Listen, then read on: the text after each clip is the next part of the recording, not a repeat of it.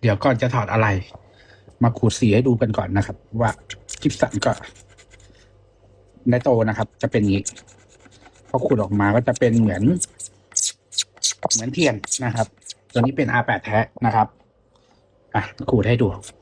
เผื่อใครยังไม่เคยดู มันก็จะเป็นเหมือนเทียนนะครับ อันนี้เป็นสีในโตนะครับขูดให้ดูเลย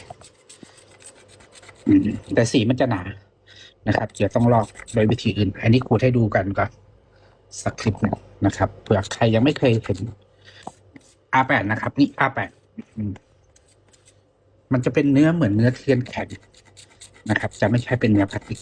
เป็นสีในโตนะครับโอเคก็ขูดก็จะออกมาเป็นประมาณนี้ ถ้าเป็นโพลีมันจะไม่เป็นเส้นอย่างนี้มันจะโพลีมันจะเป็นเหมือนผงแป้งนะครับ อันนี้ก็จะเป็นเหมือนเทียนไขนะครับจะเป็นเหมือนเนื้อเทียนนะครับโอเค